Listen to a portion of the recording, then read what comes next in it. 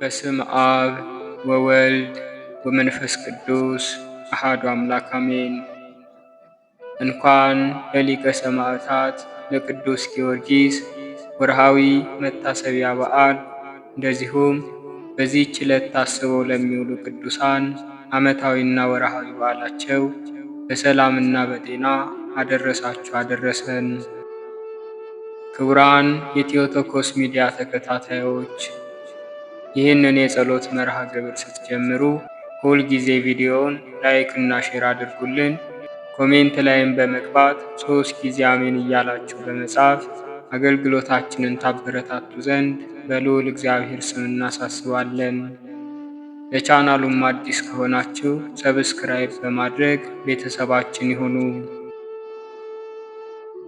ከዚህ በመቀጠል በሐምሌ ወር የሚጸለይ ታላቁ ሰማዕት የቅዱስ ጊዮርጊስን የገድል ዜናውንና የተአምራቱን ዜና እንደዚሁም የዕለቱን ስንክሳር እንደሚከተለው እናሰማለን። ከጅማሬያችን እስከ ፍጻሜያችን ድረስ የአብ ፍቅር፣ የወልድ ምሕረት፣ የመንፈስ ቅዱስ ኅብረት አንድነት ከእኔም ከእናንተም ጋር ጸንቶ ይኑር ለዘላለሙ አሜን። ገድለ ቅዱስ ጊዮርጊስ ዘወርሃ ሐምሌ። የእግዚአብሔር ልጆች የክርስቲያን ወገኖች ሆይ ስሙ። የፋርስና የልዳ ፀሐይ፣ የተርሴስና የቢሩት ኮከብ፣ የባሕርና የየብስ ብርሃን የጌታችን የኢየሱስ ክርስቶስ ታማኝ ምስክር የሆነውን የጊዮርጊስን የትውልዱን ነገድ እንንገራችሁ። የሮም ዕፃ በምትሆን በቀጰዶቅያ አገር ያለ የሀገረ ገዢ ልጁ ዘረንቶስ የሚባል አንድ ሰው ነበር። በእግዚአብሔር ፈቃድ ወደ ፍልስጤም ሀገር ሄደ። ወደ ኢያሪኮ ባህርም ደረሰ። በመርከብም ተሳፍሮ ኢዮጴ ደረሰ። ኢዮጴ የፍልስጤም አውራጃ ናትና ፍልስጤም መልካም ሀገር ናት፣ ምድሯም ለምለም ናት። ዛፎቿም ረዣዥሞች ናቸው፣ ዘይቷም ከሀገሩ ሁሉ ጣፋጭ ነው።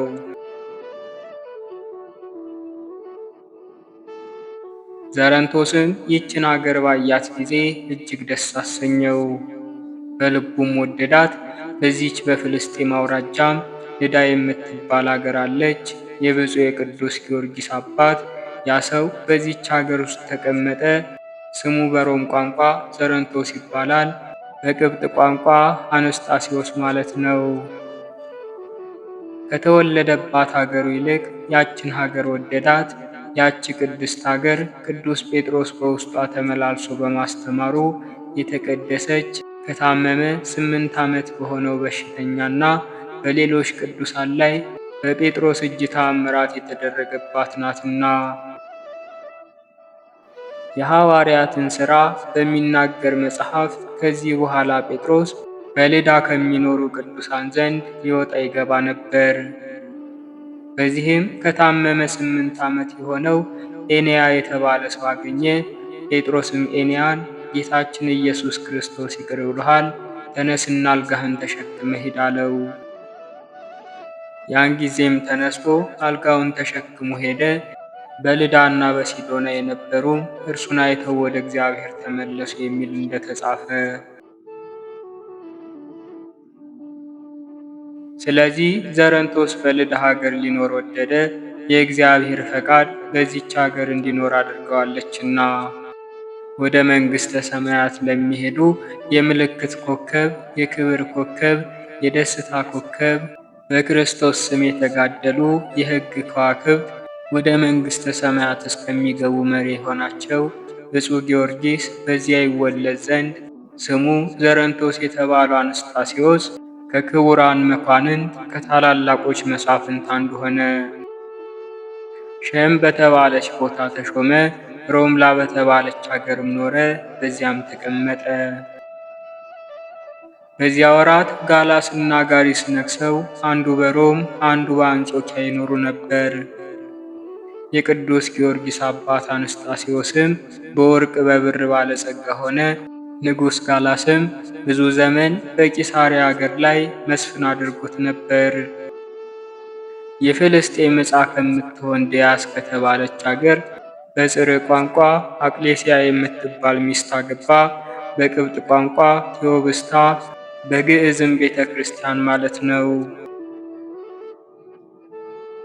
ይቺ ሴትም የተቀደሰች፣ የተመሰገነች፣ የተባረከች፣ የተመረጠች በብርሃኑ ዓለምን ሁሉ ያበራውን የሰማዕትነት ኮከብ ይሸከም ዘንድ እግዚአብሔር ማኅፀኗን የባረከላት ሴት ነበረች። ከዚህ በኋላ ዘረንቶስ እርሷን አገባ። 2 ሴት ልጆችና ስሙ ጊዮርጊስ የተባለ አንድ ወንድ ልጅ ወለደችለት። ያም ልጅ ደም ግባቱ ያማረ፣ ቁመቱ የደጋ ዛፍ የመሰለ፣ መልኩም እንደ መልአክ እግዚአብሔር ያማረ ነበር። የእህቶቹ ስምም የአንዲቱ ማርታ የሁለተኛይቱ ሶስያ ነበር። ቴዎብስቲያ እጅግ ባለጸጋ ነበረች። ወንዶችና ሴቶች አገልጋዮች ነበሯት። ቅዱስ አንስጣሴዎስ እና ቴዎብስቲያ እግዚአብሔርን የሚወዱ ክርስቲያኖች ነበሩ። ለድሆችና ለጦም አዳሪዎች ገንዘባቸውን ይመጸውቱ ነበር። እርሱ በወደደው መንገድ የሚመራቸው ዘንድ በመዓልትም በሌሊትም ወደ እግዚአብሔር ይጸልዩ ነበር። የሮም ነገሥታት ጋላስና ጋሪስ ጣዖት ያመልኩ ነበር፣ እግዚአብሔርንም አያውቁትም ነበር።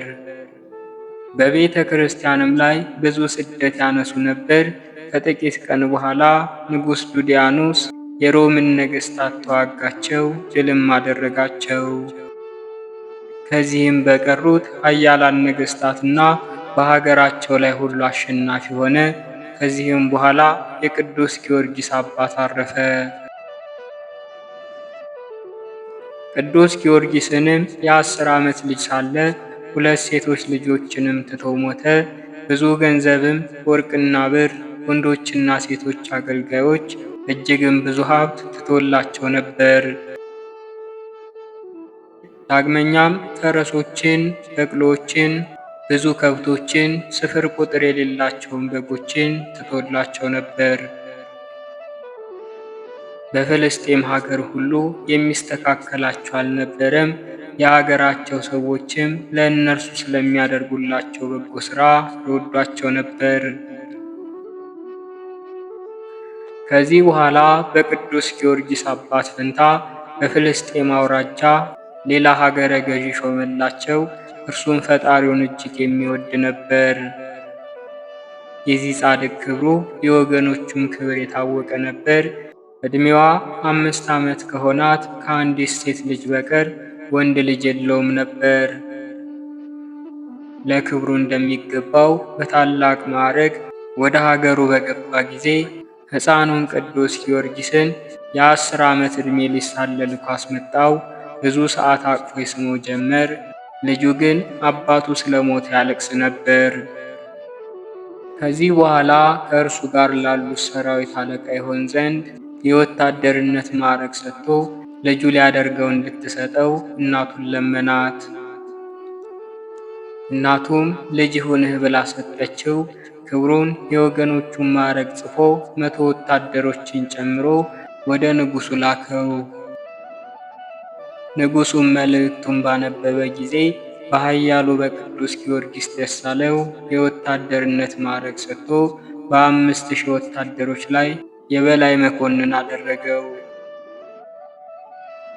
አባቱ ከተወለት ከርስት ከጉልት ግብርና ገጸ በረከት ሌላ 400 ወቄት ብር ደሞዝ እንዲያገኝ ጻፈለት። ለነገሥታት በሚገባ ክብር ወደ ሀገሩ መለሰው። ወደ ሀገሩም በገባ ጊዜ ሀገረ ገዢውና የሀገሩ ሰዎች ወጥተው ተቀበሉት። ወደ ትልቁ የክብር አዳራሽም አገቡት። በማግስቱም ለሀገሩ ሰዎች በሙሉ ለድሆች፣ ለባለጸጎች፣ ለሴቶች፣ ለወንዶች፣ ለታናሹ ለታላቁ በአንድነት ታላቅ የደስታ በዓል አደረገች። ባላቸው ለሞተባቸው ሴቶች፣ እናትና አባታቸው ለሞቱባቸው ልጆች ብዙ ገንዘብ መጸወተች። ከዚህ በኋላ መስፍኑን ከነሰራዊቱ ጠርታ 3 ቀን ታላቅ ምሳ አደረገች። መስፍኑም ቅዱስ ጊዮርጊስ ልጄ የገንዘቤ ሁሉ ወራሽ ነው ሲል ጻፈ። የመስፍኑንም ልጅ ሚስት ልትሆነው አጩለት። በቤቱ ሁሉ ባለሙሉ ሥልጣን አደረገው። በመንግሥቱ ሥራ ሁሉ መስፍኑን ይረዳው ነበር። በሥራም እየረዳው 10 ዓመት ተቀመጠ። ቅዱስ ጊዮርጊስም 20 ዓመት በሆነው ጊዜ የቅዱሳት መጻሕፍትን ትምህርት ሌላውንም ጥበብ ተማረ። ደግሞም ፈረስ ግልቢያን፣ ቀስት መወርወርን፣ አውሬ ማደንን ተማረ። በሥራው ሁሉ ብርቱ ሰው ጀግና ወታደርም ሆነ። በጦር ሜዳም መሪ ሆነ። በወታደር መካከልም በሀገርም በጀግንነቱና በተወዳጅነቱ የሚወዳደረው ማንም አልነበረም፣ የእግዚአብሔር ጸጋ አድሮበት ነበርና። ከብርታቱና ከጀግንነቱ የተነሳ ያየው ሁሉ እስከሚያደንቀው ድረስ ዘወትር በግርማ ላይ ግርማ፣ በኃይል ላይ ኃይል ይጨመርለት ነበር። ወደ ሰልፍ በወጣ ጊዜ ሊዋጉት የመጡት ያዩትም ሁሉ ይፈሩት ነበር። እርሱም በጠላቶቹ መካከል ፈረስ እየኮለኮለ የተመዘዘ ሰይፉን በእጁ ጨብጦ በቁጣ እኔ ኃያሉ ጊዮርጊስ ነኝ መጣሁላችሁ እያለ ያስደነግጣቸው ነበር። ድምፁን ሲሰሙ ከድንጋጤና ከፍርሃት ብዛት የጦር መሳሪያቸውን ከእጃቸው ይጥሉ ነበር። እንደዚህ አድርጎ ዘወትር ያጠፋቸው ነበር፣ ይማርካቸው ነበር። በሥራው ሁሉ እግዚአብሔር ይረዳው ነበርና። ቅዱስ ጊዮርጊስ 20 ዓመት ከሆነው በኋላ ከታጨችው ከመስፍኑ ልጅ ጋር ጋብቻው ይፈጸም ዘንድ መስፍኑ አሰበ። ነገር ግን ንጹሕ ድንግል ሰማያዊ ሙሽራ ያደርገው ዘንድ ክርስቶስ ከሁሉ ነገር እንዲጠብቀው አላወቀም ነበር። መስፍኑም በዚህ ሐሳብ ላይ ሳለ በእግዚአብሔር ፈቃድ አረፈ። ገንዘቡንም ሁሉ ለብፁዕ ቅዱስ ጊዮርጊስ ተወ። ከዚህ በኋላ ቅዱስ ጊዮርጊስ ቢሩት ወደምትባል ሀገር ሄደ። በዚህችም ሀገር ትልቅ መኮንን ነበር። ሀገሪቱም በኢያሪኮ ዳር የተቆረቆረች ናት። በሮማ አንጻር የተሰራ ቅጽር ነበራት። ግንቧም እንደ ሊባኖስ ግንብ ነበር። በሮቿም በባህር በኩል ነበሩ። ቅጽሯ ብርቱ ነበርና በየብስም ሆነ በመርከብ ለመጣ ጠላት አይደፈርም ነበር። የቢሩት ሀገር ሰዎች ግን አረመኔዎች ነበሩ። የፈጠራቸው እግዚአብሔርን አያውቁትም ነበር። ስሙ ደራጎን የሚባል መንፈሰ ሰይጣን ያደረበት አንድ ዘንዶ ያመልኩ ነበር።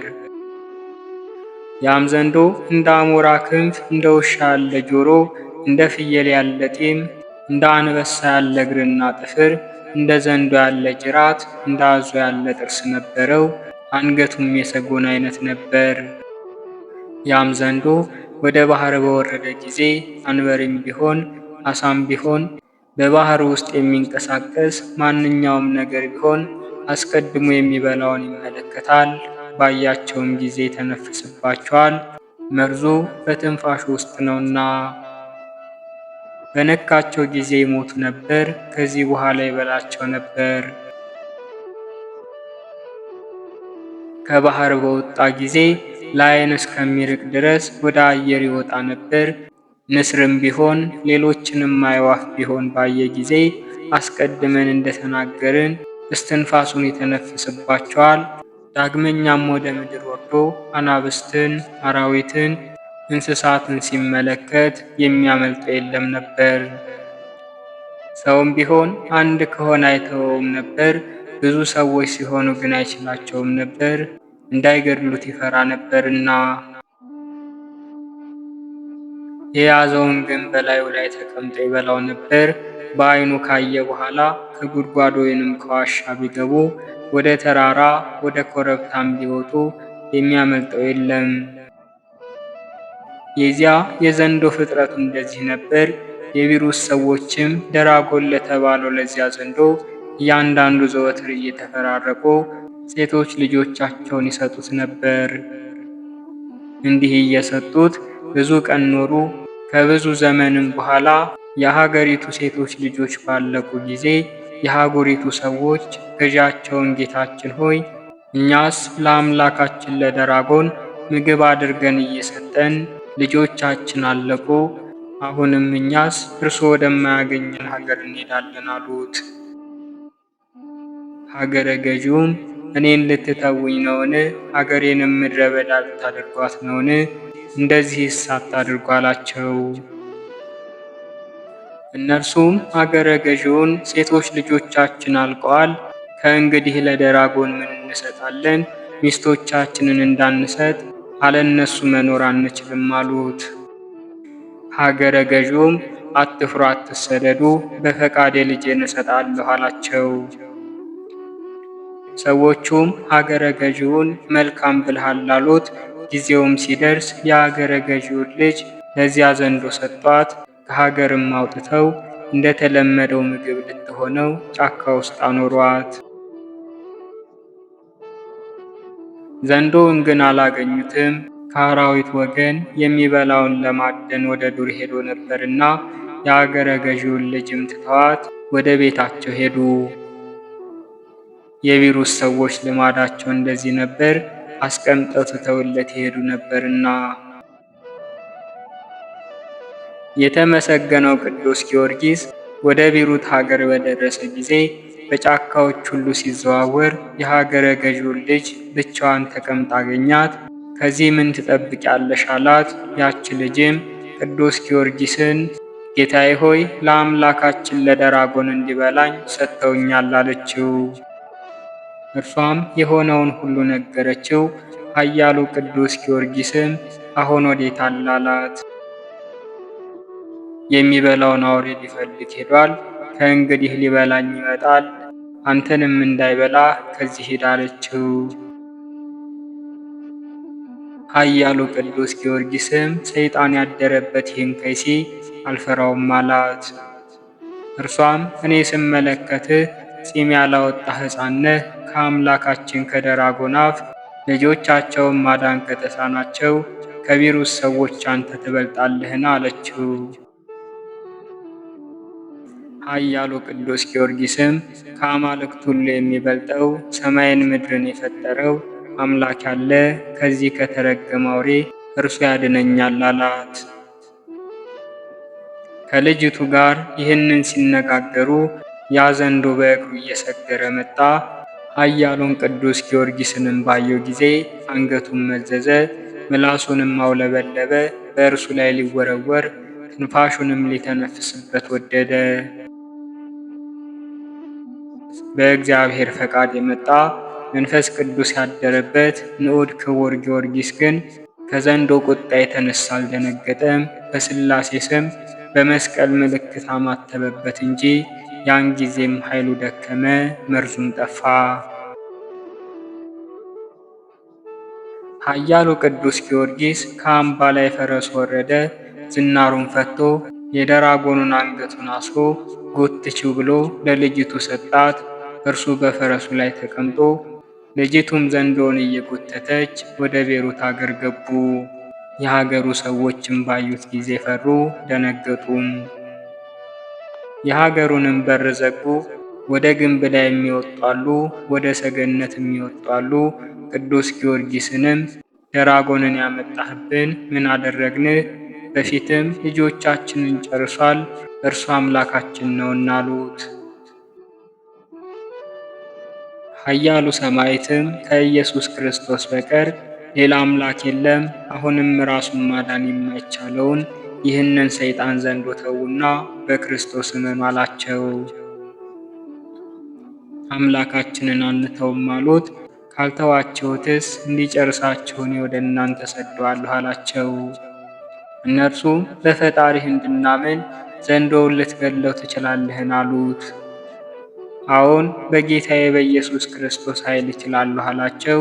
ይህንም ብለው ከሀገሪቱ ውጭ አንድ ምዕራፍ ያህል ሄዱ። የሚያደርገውን የሚያዩ ዘንድ ሕዝቡ ተከተሉት። ቅዱስ ጊዮርጊስም ከፈረሱ ወርዶ ዝናሩንም ከዘንዶ አንገት ፈቶ ታጠቀና እንደገና ከፈረሱ ላይ ተቀምጦ ዘንዶውን በጦር ወጋው። ዘንዶውም ሞተ። የቪሩስ ሰዎችም ሁሉ ኢየሱስ ክርስቶስ በባሪያው በኃያሉ በቅዱስ ጊዮርጊስ እጅ ያደረገውን ተአምራቱን ባዩ ጊዜ አመኑ። ያን ጊዜም አንድ ካህን አምጥቶ በአብ በወልድ በመንፈስ ቅዱስ ስም አጠመቃቸው፣ ሃይማኖትንም አስተማራቸው። ጊዮርጊስ ግን ወደ ሀገሩ ገባ። እነርሱም በስሙ 2 ቤተ ክርስቲያን፣ አንዱን በቢሩት ከተማ መካከል፣ አንዱን ደራጎንን በገደለበት ቦታ ላይ ሰሩለት። እስከ ዛሬም ድረስ አለ። የኃያሉ የቅዱስ ጊዮርጊስ ልመናው፣ በረከቱ፣ አማላጅነቱ ከሁላችን ከሕዝበ ክርስቲያን ጋር ለዘላለሙ ጸንቶ ይኑር አሜን።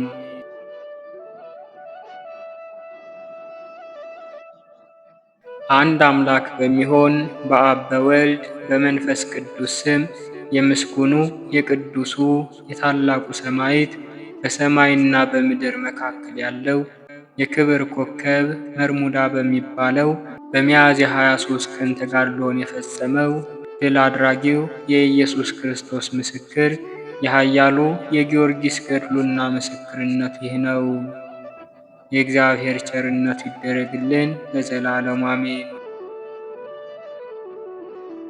ቅድመ ዓለም የነበረ ሁሉን አሳልፎ የሚኖር የሚሰውር ሕልፈት ውላጤ የሌለበት ቀዳማዊ እግዚአብሔር ዛሬ በዚች ቀን በቅዱስ ጊዮርጊስ በበዓሉ ቀን ይሰብስበን። ቅዱስ ጊዮርጊስ በብርሃን አክሊል ያሸበረቀ ነው። ጌታውን ፈጣሪውን እግዚአብሔርን ለማገልገል ሕይወቱን አሳልፎ የሰጠ ነው። እርሱ ምልጃውን የሚያዘወትር አማላጅነቱም በእግዚአብሔር ዘንድ የተወደደ ነውና የዚህን ዓለም ሹመት የሚያልፈውን ክብሩን የሚጠፋውን ሽልማቱን አልወደደም።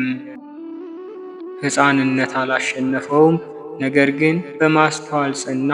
የመንፈስ ቅዱስ ዕውቀትም በልቦናው መላ። ለሰማዕትነት የተሰጠውን ተስፋ ሥላሴ ለሰማዕታት ያቀዳጇቸውን አክሊል የተዘጋጀላቸውንም ልዩ ልዩ ክብር አወቀ። ይህንንም በተረዳ ጊዜ የአምላክ ፍቅር በልቦናው ነደደች። መንግሥተ ሰማያት ናፈቀችው። ከስም ሁሉ የሚበልጠውን ስም ወደደ። የክብር መንግሥትንም ወረሰ።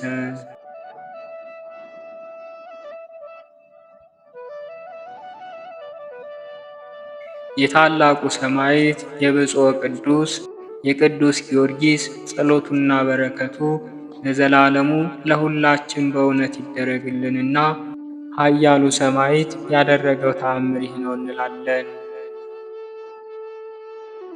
የቅዱስ ጊዮርጊስን ቤተ ክርስቲያኑን ለመስራት የወደደ እንድርያስም ሌሊት በሕልሙ ተኝቶ ሳለ ይህን ቤተ ክርስቲያን ለመስራት ጀመርኩ፣ ይረዱኝም ዘንድ ሰዎች አልጠራሁም፣ ወይንም ገንዘብ የለኝም፣ እንዴት ሰርቼ እንደምፈጽመው አላውቅም። ሰዎችም ሁሉ ይህ ሰው ቤተ ክርስቲያን መስራት ጀምሮ መጨረስ ተሳነው በማለት ይሳለቁብኛል፣ ምን ማድረግ ይሻለኛል እያለ ማሰብ ጀመረ። ይህንንም እያወጣ እያወረደ በአልጋው ላይ ተኝቶ ሳለ በሕልሙ እነሆ ቅዱስ ጊዮርጊስ ተገልጾለት እንድርያስ ሆይ ታውቀኛለህን? አለው። እንድርያስም መልሶ ጌታዬ ሆይ እረ አላውቅህም አለው።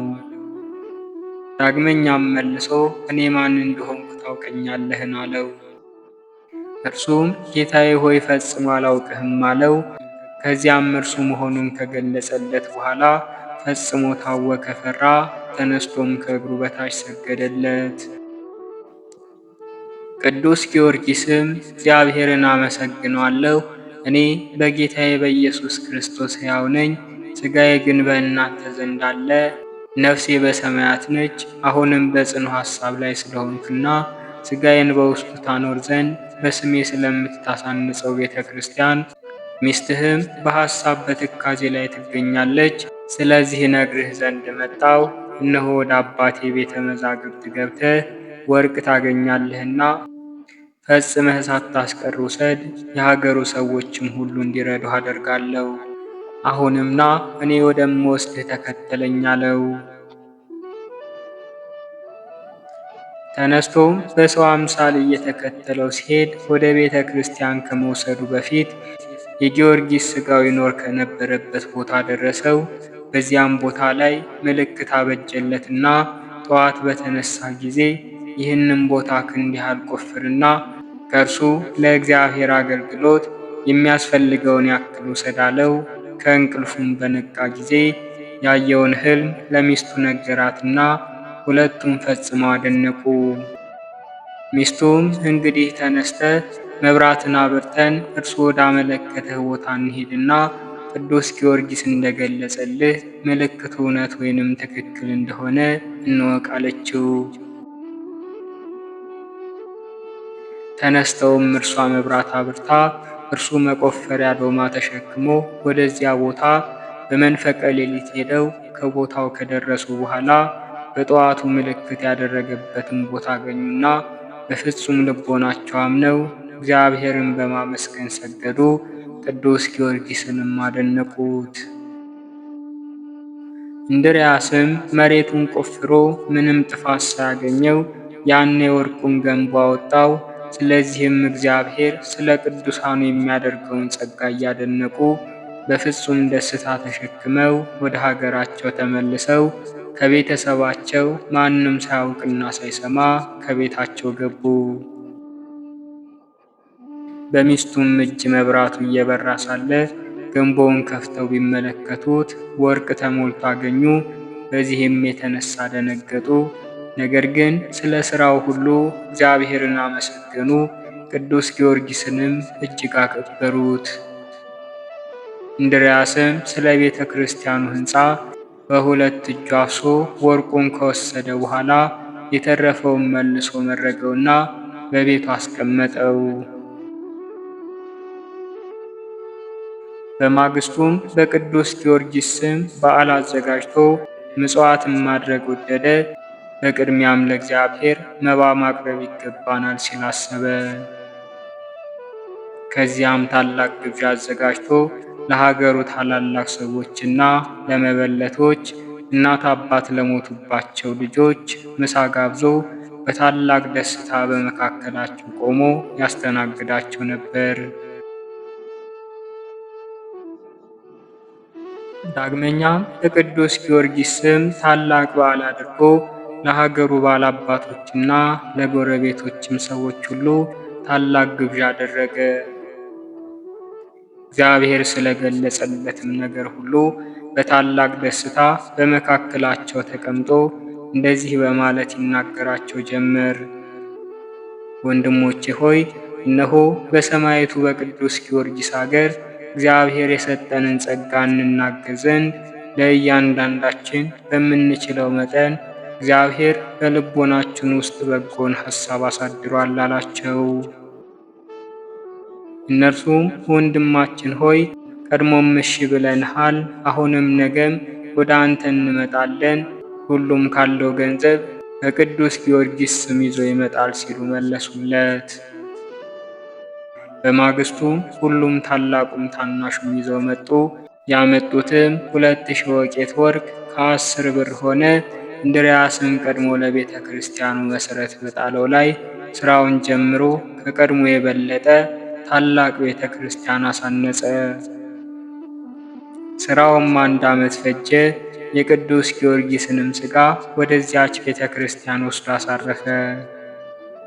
ኤጲስቆጶስም አስመጥቶ በኅዳር 7 ቀን ቤተ ክርስቲያኒቱን አስረከባት። በዚህም ብዙ ተአምራት ተደረጉ። ከደዌያቸው የተፈወሱ እጅግ ብዙዎች ነበሩ። በስሙም ከብዙዎች ሰዎች ርኩሳን መናፍስት እየወጡ ሄዱ።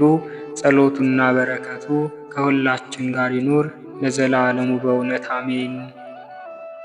ቤተ ክርስቲያንህን በትጋት ለማነጽ የአባትህን የወርቅ ሳጥን የተቀበረበትን ለጻድቁ ለእንድርያስ የገለጽክለት ባለብዙ ልጆች የወይን ግንድ ጊዮርጊስ ሆይ ከችግርና ከድካም አርፍበት ዘንድ በሕይወት እብነ በረድ የታነጸ አዳራሽህን አሳየኝ።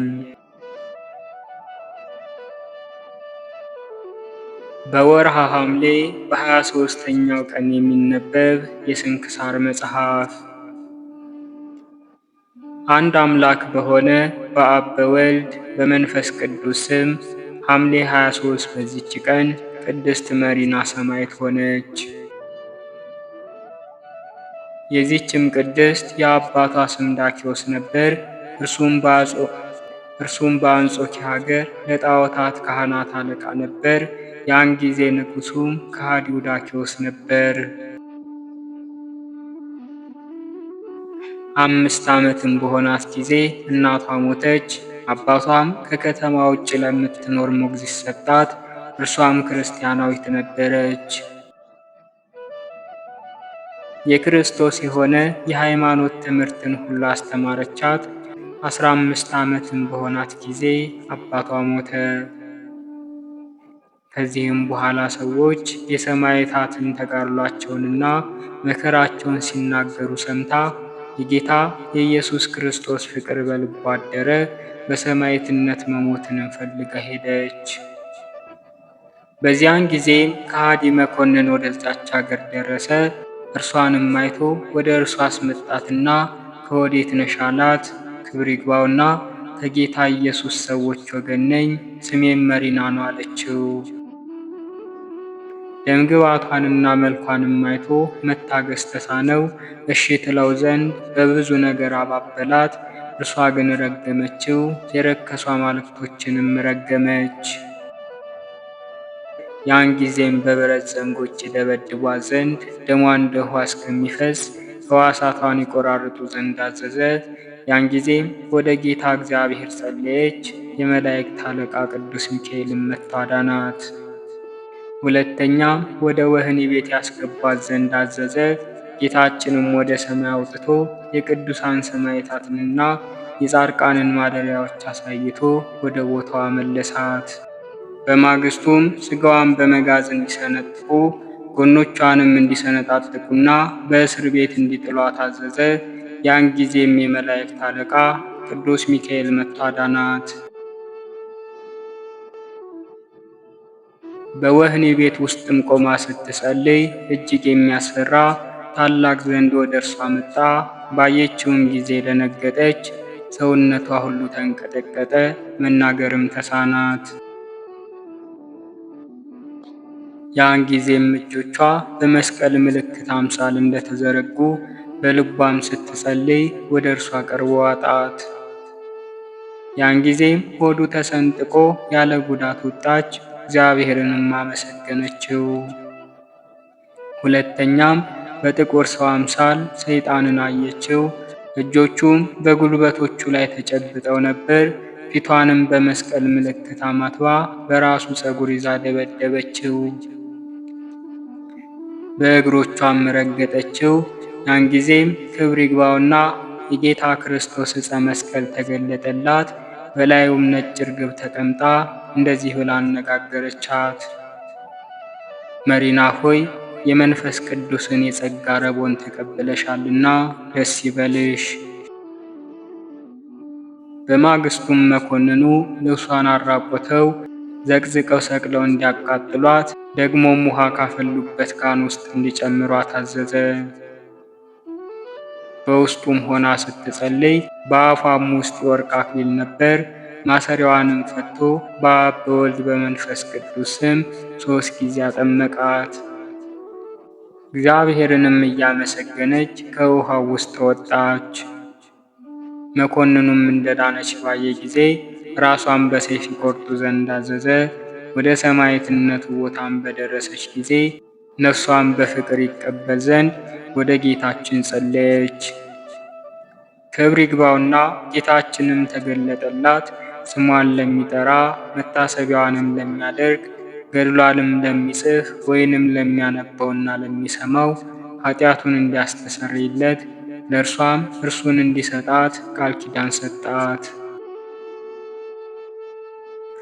ከዚህም በኋላ ራሷን በሰይፍ ቆረጡ። ከእርሷም ብዙ ተአምር ተገለጠ።